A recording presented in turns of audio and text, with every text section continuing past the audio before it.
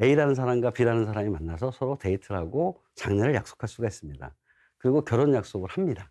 근데 그중에서 실제적으로 결혼에 꼴이 나는 것이 100%는 아니잖아요. 그리고 한편으로는 이제 A라는 사람이 좀 '아 저분이 나랑 저 사람이 진짜 나랑 결혼하겠다는 의지가 강한 건가?' 그걸 확인하고 싶은 욕심이 좀 있잖아요. 부동산 시장을 글로벌하게 단일 시장으로 만들어서 전 세계 누구든지 간에 어떤 나라에는 어떤 부동산도 손쉽게 거래할 수 있는 그런 시장이 되는 겁니다.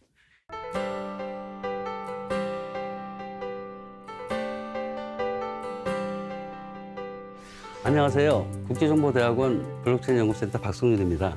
그리고 블록체인 세상을 위해서 블록체인 플랫폼 및 그리고 우리가 체험할 수 있고 느낄 수 있는 블록체인 서비스를 직접 개발하기도 합니다. 앞 강의에서 제가 암호경제 사례를 설명을 드렸습니다. 이번 강의에서 제가 암호경제 사례를 설명을 드릴 건데요. 좀 색다른, 좀 재미있는 암호경제 사례를 설명을 드릴 겁니다. 그래서 이번 사례를 통해서 우리가 미처 생각지도 못했던 디지털 자산의 예를 한번 들어보고 싶은 것입니다. 혹시 여러분 광고를 많이 보시죠? 여러분 유튜브나 이런 거 보실 때 광고를 많이 봅니다. 광고 생태계도 사실은 굉장히 복잡한 그 참여자들이 있지만요. 제가 좀 심플하게 간단하게 설명드리기 위해서 광고 생태계에 세 가지 참여자를 설정을 할 겁니다. 첫째는 광고주가 되겠죠. 광고를 원하는 사람. 두 번째가 광고를 하는 플랫폼 회사. 그리고 세 번째가 바로 광고를 보는 우리입니다. 이 세 가지 주체를 가지고 광고 생태계를 어떻게 우리가 혁신할 수 있는지를 말씀을 드리고자 하는 겁니다. 물론 이제 광고 생태계 핵심 내용은 적은 광고 비용으로 광고 효과를 극대화하는 것이라는 것은 당연하겠죠. 여러분 유튜브나 이런 거를 통해서 이제 무료 동영상을 보고 있습니다. 근데 여러분 경험 있으실 거예요. 어떤 무료 동영상을 보게 되면은 항상 광고가 나오는 경우가 있습니다. 무료로 보는 대신에 이제 광고를 봐야 된다는 거죠. 근데 요때 여러분은 미처 생각하지도 못했던 구조가 숨어 있습니다. 어떤 거냐면은 여러분이 보고 싶은 그 유튜브에 동영상을 클릭을 딱 하시면 먼저 광고가 딱 뜨죠. 그리고 광고가 뜨는 동시에 옆에 뭐가 붙냐면은 시간이 보이지 않습니까? 예. 광고 시간 1, 5, 4, 3, 2, 1. 요거 보신 적 있으시죠? 그리고 그다음에 뭐냐? 이 광고를 건너뛰기 하라는 그 메뉴가 나옵니다. 대부분 사람은 그걸 이제 클릭을 하죠. 그리고 실질적으로 광고가 나온다 했을 때 여러분들의 눈은 광고를 보지 않습니다. 뭘 보냐? 시간을 보고 있습니다. 왜? 클릭해서 빨리 본 영상을 보고 싶어서. 그러면 이렇게 되면 먼저 첫째 뭐냐? 광고 효과가 있을까요? 광고 효과 저는 볼 때 과연 미미할 거라고 생각을 하는 거예요. 요 속에 어떤 그 광고 생태계 그 내용이 들어있냐면요. 여러분이 만약에 본 영상을 보기 위해서 광고 동영상을 볼 때 시간 5초 있지 않습니까? 그 5초가 지난 광고 건너뛰기를 딱 누르면 광고 비용으로 광고주가 광고 플랫폼 회사에 1원 정도를 지급을 합니다. 1원이에요. 근데 만약에 여러분이 광고 건너뛰기를 안 하고요. 광고를 보잖아요. 실수로 뭐 딴 일 하다가 5초가 지날 수가 있지 않습니까? 그런 경우에 여러분은 15초까지는 보세요. 15초. 15초가 지나면은 광고주가 광고 플랫폼 회사에 아까 줬던 1원이 아니라 5원에서 10원 정도를 준다는 겁니다. 문제는 그것의 광고 효과가 과연 얼마나 되고 얼마나 집중하냐는 문제가 생기겠죠. 그래서 보통 광고를 우리는 15초의 싸움이라고 얘기하는 겁니다. 그리고 이러한 광고 생태계에는 제가 볼 때 두 가지 문제점이 있다고 생각을 해요. 광고주가 지급하는 그 돈에 비해서 광고 효과가 있느냐는 거가 첫 번째고요. 제가 오늘 여러분께 말씀드리는 이유는 뭐냐면은 이런 광고 생태계에서 돈을 버는 사람이 누굴까요? 플랫폼 아닐까요? 네. 광고 플랫폼 회사들은 그 광고로 엄청난 수익을 올립니다. 근데 그 광고 플랫폼 회사들이 수익을 창출할 수 있는 게 뭐냐면은 우리가 광고를 보는 겁니다. 우리가 광고를 안 본다면은 그 광고 플랫폼에서는 돈을 벌 수 없겠죠. 다시 말해서 광고 생태계에서 그동안 등한시되고 무시됐던 우리들도 하나의 중요한 참여자라는 겁니다. 그래서 저는 이런 상상을 하는 거예요. 광고를 보는 우리들도 이 광고 생태계를 발전시켰는데 기여를 했으니까 우리에게도 보상을 달라는 겁니다. 이렇게 얘기했더니 또 어떤 분들은 저한테 이런 얘기를 하세요. 아이, 그게 말도 안 되는 소리냐. 근데요, 잘 생각해 보시면 광고 플랫폼 회사는 우리가 광고를 보는 그 행위들을 다 데이터로 저장을 해서 빅데이터를 만들고요. 그 빅데이터를 가지고서 더 나은 경제적인 광고 툴이라든지 자기들의 광고 플랫폼의 발전을 하고 있습니다. 즉 제가 말씀드렸던 것 중에 하나가 우리들은 데이터를 생성하는 사람이고 우리가 생성한 데이터의 가치가 있기 때문에 우리는 디지털 자산의 생성자라고 말씀을 드렸지 않습니까? 그때 그 데이터는 유명의 가치가 있다고 말씀드렸고 우리가 광고를 보는 그 행위조차도 무형의 가치가 있다는 겁니다. 그래서 제가 이런 광고 생태계를 한번 생각해 보는 겁니다. 광고주가 광고 플랫폼에서에게 주는 그 광고비의 일정 부분을 광고를 보는 우리에게 돌려주는 상상을 한번 해보는 거죠. 예를 들어서 동광 서비스가 되는 겁니다. 돈 되는 광고. 우리 입장에서요. 기존의 광고 생태계는 그림에 보듯이 광고주가 광고 플랫폼에게 광고비를 지급을 하고요. 그 다음에 광고 플랫폼에서는 광고 콘텐츠를 플랫폼에 올립니다. 그래서 광고 콘텐츠를 올리게 되면은 광고 시청자가 보고 있습니다. 광고 시청을 한다는 거예요. 그러면은 우리가 보는 행위는 바로 가치가 있다는 거고요. 그 가치를 돌려주자는 거죠. 그 돌려주는 방식이 두 가지가 있을 수 있습니다. 첫째는 뭐냐? 광고주의 광고비 지급 내에서 광고 플랫폼 회사가 우리에게 돌려줄 수 있는 거고요. 또 하나는 아예 광고주가 자체적으로 우리에게 광고를 보는 사람한테 보상을 해줄 수 있지 않겠습니까? 이런 어떤 시스템을 한번 만들어 보자는 거죠. 이런 어떤 광고 생태계 혁신을 저희가 정부나 지방단체에 한번 적용해 보고 싶은 거예요. 여러분 그거 아시나요? 정부나 지방단체가 어떤 정책을 홍보하기 위해서 상당히 많은 돈을 쓰고 있습니다. 광고주가 정부나 지방단체인 경우입니다. 그때는 정부나 지방단체가 광고 기획사들을 컨택을 해서 광고 플랫폼을 선정하고 돈을 지불한다는 거죠. 그러고 나서 이제 광고를 합니다. 근데 솔직히 우리요. 정부나 지방단체가 하는 홍보 광고 보시나요? 안 봅니다. 안 보잖아요, 솔직히. 그리고 지방단체나 정부 정책을 홍보하시는 분들의 가장 핵심적인 내용은 알고 싶은 건 뭐냐면은 그 정책 홍보들을 누가 얼마나 많이 받느냐는 거예요. 그걸 알 수가 없어요. 지금 현재 광고 생태계에서는. 정량화되기가 굉장히 어렵습니다. 효과에 대한 의문이 생긴다는 거죠. 그래서 저는 지방정부단체나 정부에서 광고 정책 홍보를 할 때 이 시스템을 한번 적용해 보자는 겁니다. 그 지방자치단체나 정부가 광고비를 광고 플랫폼에서 주는 게 아니라 지방자치단체 홈페이지라든지 또는 좀 효율적인 어떤 광고 콘텐츠 영상을 방출할 수 있는 게 있으면은 거기에 넣고 그 방송을 신청하는 정부인 경우는 국민이 되겠고 지방자치단체인 경우는 그 지방자치단체 시민들이 되겠죠. 그 시민단체들이 그걸 본다면은 돈을 지불하는 거예요. 그렇다면은 그 시민단체들이 그 광고를 볼 수 있는 확률은 좀 높아지지 않을까요? 이 정책 홍보에 대한 정확한 정량화도 가능하다는 겁니다. 그 말은 무슨 말이냐면은 보상금을 준다고 말씀드렸지 않습니까? 그 보상금이 100원이 되든 500원이 되든 상관이 없습니다. 지금 현재 광고 생태계보다는 비용이 상당히 클 겁니다. 그걸 주게 되면은 시민들이 그거를 보기 위해서 광고를 신청을 했을 때 보상금이 얼만큼 나갔느냐에 따라서 광고 시청에 대한 보상금이 얼마나 나갔느냐에 따라서 시청한 사람들의 숫자가 나올 겁니다. 정책 홍보 광고를 우리가 보여주고 싶은 사람들의 시민들이 얼마나 받는지를 정량적으로 정확히 할 수 있다는 겁니다. 이게 바로 뭐냐면은 우리가 광고비를 투자한 만큼의 기대 효과가 산술적으로 계산될 수 있고 구체화될 수 있다는 걸 제가 말씀드리는 겁니다. 제가 지금 이제 재밌는 사례 중에 하나로 이제 광고 생태계를 말씀을 드렸습니다. 그래서 동광에 대한 어떤 개념은 이런 것 같아요. 광고를 보면 돈을 주네. 그럼 내가 광고 하나 볼 때마다 돈이 생기는 거죠. 그럼 사람들이 이제 광고를 봄으로써 그 돈들이 쌓여서 자기가 어떤 수익을 생겨서 그걸로 또 다른 거를 이용할 수 있다. 이렇게 말씀드릴 수 있습니다. 두 번째 사례는 더 재밌는 사례입니다. 무형의 가치의 어떤 하나의 또 특정한 예인데요. 이건 실질적으로 서비스가 시행됐던 적이 있는 서비스입니다. 결혼 계약 서비스인데요.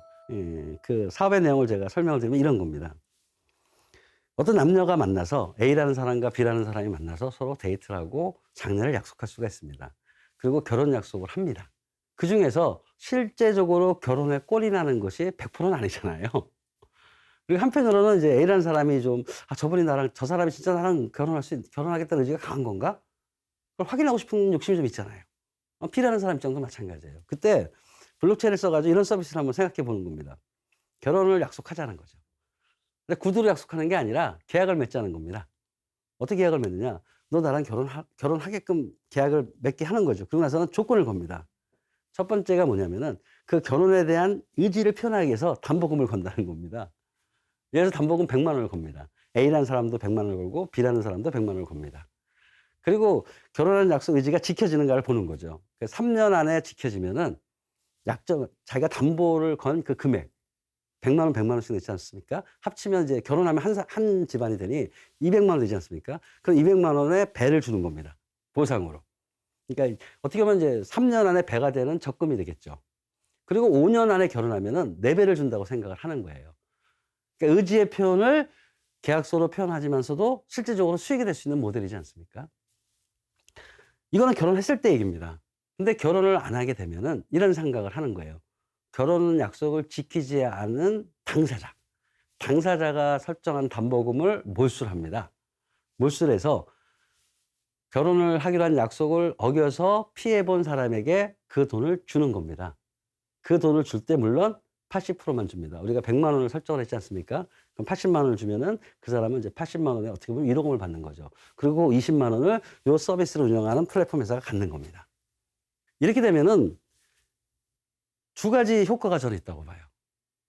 이 금액에 따라서 어떻게 하면은 결혼하는 약속의 의지에 대한 확신성을 갖는 정신적인 효과가 하나 있는 거고요. 그리고 또 하나는 그게 만약에 안 됐을 때 그래도 적지만 그래도 위로금을 받을 수 있다는 거죠.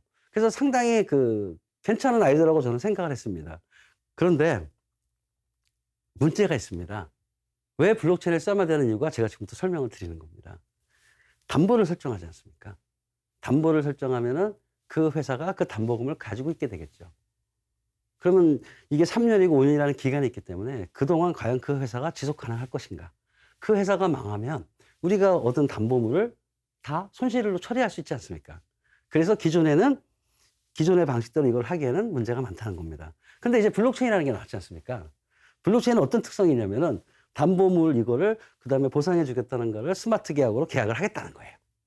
그럼 이거는 3년 때 조건이 그 사람이 결혼을 하게 되면은 결혼 조건을 넣어주게 되면 이 스마트 계약은 자동으로 돌아가서 현실적으로 저에게 적금 400만 원을 줄 수 있다는 거죠. 스마트 계약으로 이걸 하게 된다면은 회사의 어떤 신뢰성이나 건전성에 의존하지 않고 말 그대로 블록체인 플랫폼에 의존하는 새로운 서비스가 된다는 겁니다. 그게 블록체인의 특성이라는 걸 또 말씀드리는 겁니다. 어떠세요? 저는 요거를 재미있는 재미있는 블록체인 서비스라서 한번 여러분께 소개시켜 드려 봤는데요. 이제는 구체적으로 현재의 그러면은 생태계가 암호경제로 가면은 어떻게 바뀌어서 어떤 효과가 있는지를 아주 구체적으로 설명을 드리는 사례를 하나 보여드리겠습니다. 그게 부동산입니다. 부동산 매매에 대한 생각을 우리 한번 해보자는 거죠. 많이들 경험해 있으셨을 겁니다. 복도방에 가서 자기가 원하는 그 부동산을 찾은 다음에 복도방에 가서 양자가 모여서 도장을 찍고 그다음에 인터넷 뱅킹으로 하는 이런 어떤 게 현재 부동산 생태계입니다. 그때 꼭 하나 필요한 게 있습니다. 그게 뭐냐면 등기소라는 거죠. 등기소는 뭐겠습니까? 신뢰기관이죠. 어떤 신뢰기관인가요? 그 부동산의 소유권이 누구고 그 부동산의 현재 담보가 어떻게 돼 있으며 그 부동산의 이력 관리를 해주는 게 사실은 부동산 등기소입니다. 그러니까 부동산 등기소는 반드시 신뢰기관이어야만 합니다. 여러분이 부동산 계약을 할 때 항상 먼저 가져가는 게 뭔가요? 주민등록증이지 않습니까? 왜 주민등록증을 가져갈까요? 그 사람이 진짜 그 사람인지 그리고 등기소에 있는 그 사람이 그 사람인지를 확인하는 과정이 신원을 확인하는 과정이 사실은 숨어 있습니다. 그래서 제가 부동산 매매 절차를 한번 정리를 해봤습니다. 좀 더 이제 진전을 시키기 위해서요. 첫 번째, 부동산 매매 절차를 현재 우리가 생각하는 부동산 매매 절차는 이런 것들이 있다는 거예요. 첫째가 뭐냐? 양도자, 양수사의 신원 확인하는 거. 현재 법에서는 주민등록증으로 되어 있습니다. 그리고 운전면허증도 가능하지요. 두 번째는 매매할 부동산의 주인을 확인합니다. 그게 양도자 신원 확인을 통해서 부동산에 대한 현황을 파악하는 게 등기소입니다. 그 다음에 부동산값을 지불해야 됩니다. 그리고 부동산 소유권을 이전해야 되는 이 5가지 절차가 현재 우리가 알고 있는 부동산 매매 절차입니다. 이 중에서 2번부터 5번까지는 디지털 자산을 통해서 실현할 수 있습니다. 혹시 여러분 들어보셨나요? 정부에서도 지금 모바일 신분증 사업을 하고 있습니다. 현재 경찰청에서 하고 있는 모바일 운전면허증도 블록체인 기반으로 실행하는 겁니다. 블록체인 기반의 신원인증 서비스가 운전면허증에 돼 있다는 거죠. 그래서 블록체인 기반의 신원 확인이 가능하다는 겁니다. 이 말은 뭐냐면요. 이제 부동산 시장을 블록체인 기반의 하나의 뎁 생태계로 옮길 수 있는 환경이 마련되고 있다는 걸 얘기하는 거예요. 그래서 블록체인의 그 첫 번째 그 목적 중에 하나가 탈중앙화라고 말씀을 드렸잖아요. 그래서 등기소를 탈중앙화 시켜보자는 겁니다. 그래서 등기소 대신에 블록체인 플랫폼 위에 부동산 계약 서비스를 올리자는 겁니다. 그러면 등기소 없이 블록체인 플랫폼에서 그 양도자나 양수자가 부동산 거래를 할 수 있지 않겠습니까? 물론 이제 부동산 플랫폼에 등기소가 할 수 있는 모든 거를 이제 신뢰를 가지고 다 그 이력들이 저장이 돼 있겠죠. 근데 이 상태로만 했을 때 과연 부동산 시장이 활성화되겠느냐? 아닙니다. 이거는 그냥 등기소를 블록체인 플랫폼으로 바꾼 것 뿐입니다.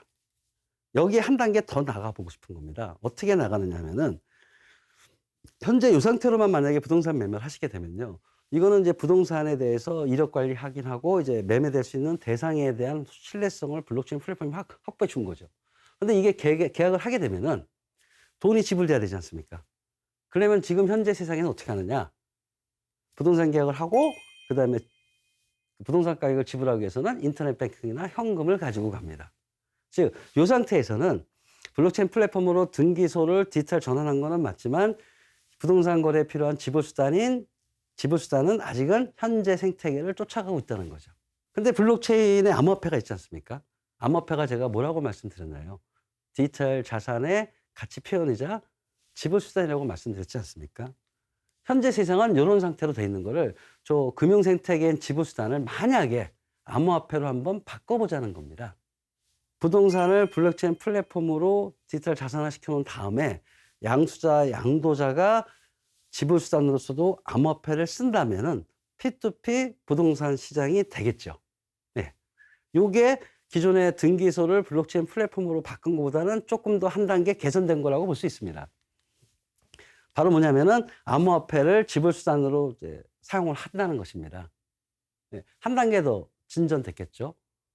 근데 이게 끝이냐? 저는 그렇지 않게 봅니다. 등기소를 블록체인 플랫폼으로 바꿨다는 얘기는 아직 부동산을 디지털 자산화했다는 얘기는 아닙니다. 단지 등기소에 있는 이력 정보를 블록체인 기반으로 표현해서 신뢰성을 확보했다는 거고, 그리고 그걸 통해서 부동산 매매 계약을 할 수 있고 암호화폐로 지불수단을 썼다는 겁니다. 세 번째 단계로는 이렇게 바뀐다는 겁니다. 이건 제가 앞에서 계속 말씀드렸지만은 부동산을 디지털 자산화 시킨다는 겁니다. 디지털 자산화 시키면은 그 디지털 자산 속에는 어떤 게 있냐면은 암호화폐로 표현이 되겠죠. 네, 토큰으로 표현이 될 겁니다. 그리고 그 토큰의 소유주가 누구냐에 따라서 소유권도 확보가 되겠죠. 그리고 그거를 디지털 자산 거래 시장에 올리면은 부동산을 디지털 자산으로 거래하는 시장이 생길 겁니다. 더 중요한 거는 집을 사고 파는 것보다는 집도 지분으로 쪼개서 자기가 원하는 만큼의 토큰 지분을 팔 수도 있습니다. 이게 끝일까요? 아닙니다. 그럼 이렇게 만약에 부동산 시장을 디지털 자산화 시키면은 미래 세상은 어떤 일이 벌어질까요? 여기에는 더 큰 비전이 숨어 있습니다. 그게 무슨 뜻이냐면요. 자, 보세요. 부동산 매매 절차를 하기 위해서 5가지 절차가 있다고 얘기했습니다. 이거는 우리나라의 경우입니다. 우리나라의 경우. 근데 여러분이 미국에 있는 부동산을 사고 싶다고 가정을 해보는 거죠.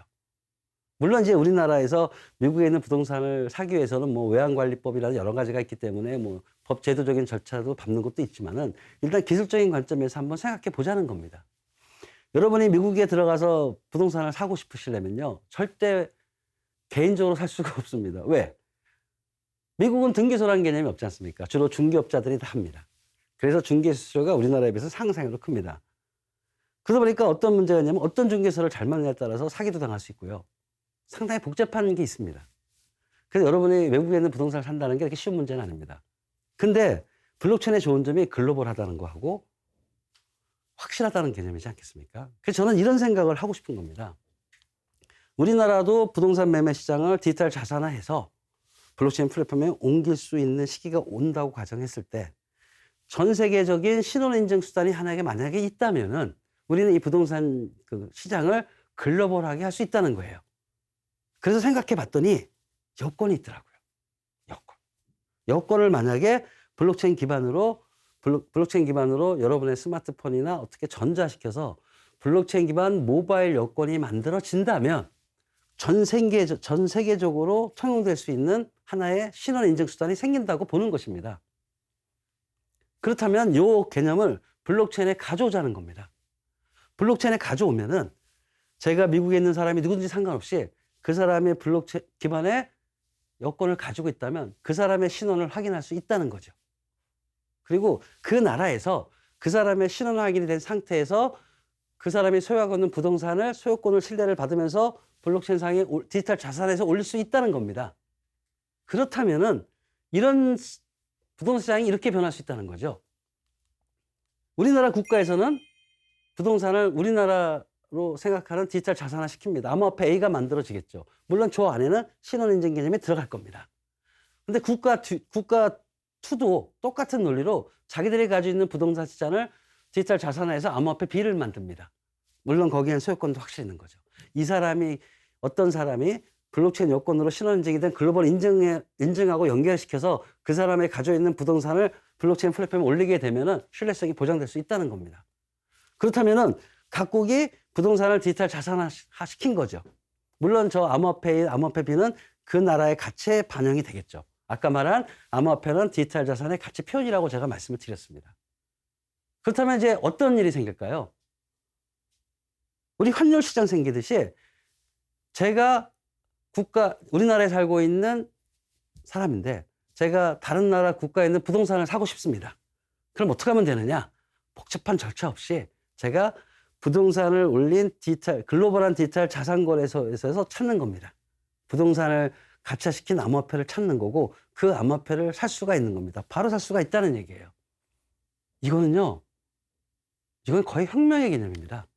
우리가 블록체인 혁명이라고 얘기를 하는데 이거는 무슨 말이냐면요. 블록체인 부동산 시장을 블록체인 기반으로 디지털 자산화해서 이런 어떤 사회적 현상이 일어난다면은 미래에는 전 세계 부동산 시장이 단일화가 된다는 겁니다. 그렇다면 여기서 말하는 부동산 디지털 자산 거래 시장의 규모가 얼마일까요? 이거는 저희가 상상을 초월할 것으로 생각됩니다. 부동산에 자꾸 블록체인 기반의 디지털 자산 개념을 넣고 토큰화 시키는 사람들의 머릿속에는 바로 이러한 시장을 보고 있기 때문입니다. 단순히 부동산을 디지털 자산화해서 뭐 또 다른 지분으로 팔 수 있다 뭐 그런 개념도 있지만은 더 큰 그림은 부동산 시장을 글로벌하게 단일 시장으로 만들어서 전 세계 누구든지 간에 어떤 나라에는 어떤 부동산도 손쉽게 거래할 수 있는 블록체인의 신뢰성을 담보한 상태에서 거래할 수 있는 그런 시장이 되는 겁니다. 제가 이 부동산 시장의 예를 구체적으로 여러분께 설명드리는 이유는요. 이거는 단순한 전환이나 혁신의 개념이 아니라는 겁니다. 만약에 부동산 시장이 글로벌화 된다면은 이거는 거의 혁명입니다. 저희가 생각지도 못했던 새로운 세상이라는 걸 제가 말씀드리고 싶어서 이 부동산 시장을 사례를 드린 겁니다. 사실 우리는 블록체인을 얘기할 때 옛날에 인터넷을 얘기할 때 인터넷 혁명이라고 얘기하듯이 저희는 블록체인을 얘기할 때 블록체인 혁명이라고 얘기합니다. 이제 인터넷 혁명 이후에 제가 말씀드리고 싶은 거는 블록체인 혁명의 파고를 타고 있다는 겁니다. 마찬가지로 그렇다면은 블록체인 혁명에서 우리가 기존에 배웠던 기억을 되살려서 블록체인 혁명에서 살아남는 방법을 배워야죠. 이제 그러면은 다음 시간에는 제가 이런 사고를 바탕으로 블록체인 혁신이나 블록체인에 대한 디지털 자산의 개념을 가지고 현재 우리나라 정부가 추진하고 있는 한국판 뉴딜 정책이라는 게 있지 않습니까? 거기에 대해서 블록체인과 암호화폐를 어떻게 적용할 수 있는지에 대한 한번 제언을 드리고자 합니다. 기대해 주시기 바랍니다.